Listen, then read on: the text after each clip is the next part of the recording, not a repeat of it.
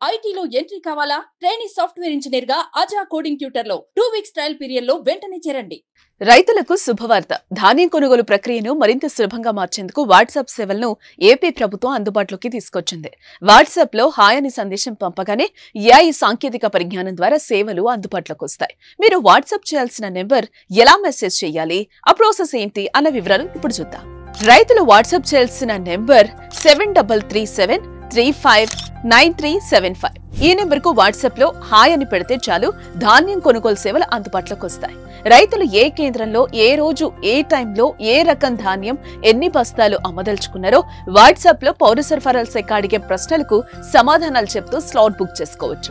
ముందుగా హాయ్ అని మెసేజ్ చేయగానే ఆంధ్రప్రదేశ్ రాష్ట్ర పౌర సరఫరాల సంస్థకు స్వాగతం, ధాన్యం అమ్మడానికి షెడ్యూల్ చేసుకోండి అని మెసేజ్ కనిపిస్తుంది. ఇందులో షెడ్యూల్ పై క్లిక్ చేయండి.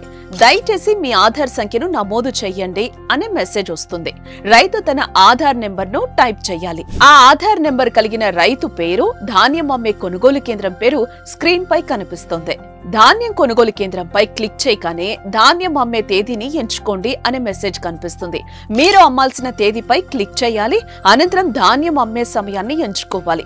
ఉదయం 8 నుంచి మధ్యాహ్నం 3 గంటల వరకు 3 స్లాట్లు ఉంటాయి. ఇందులో ఉదాహరణకు ఉదయం 8 నుంచి 10 గంటల వరకు స్లాట్ ఎంచుకుంటే ఇందులో 8, 9, 10 గంటల స్లాట్ ఏదో ఒక సమయాన్ని నిర్ధారించుకోవాల్సి ఉంటుంది. సమయాన్ని ఎంచుకున్న తర్వాత రైతు ఏ ధాన్యం అమ్ముతున్నాడో తెలపాలి.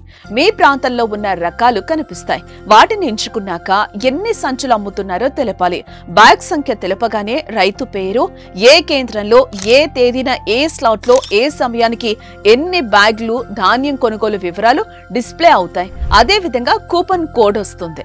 అయితే ఈ వాట్సాప్ నెంబర్ ద్వారా సేవలు పొందాలనుకునే రైతులు తొలుత తమ ఆధార్ కార్డుతో కేవైసీ చేయించుకోవాల్సి ఉంటుంది. ఏఐ వాయిస్ ఓవర్ తో రైతులను గైడ్ చేస్తూ వాట్సాప్ లో సులభంగా ధాన్యం కొనుగోలు షెడ్యూల్ చేసేందుకు ప్రభుత్వం ఈ ఏర్పాట్లు చేసినట్టు పౌర సరఫరాల శాఖ మంత్రి నాదెండ్ల మనోహర్ వివరించారు.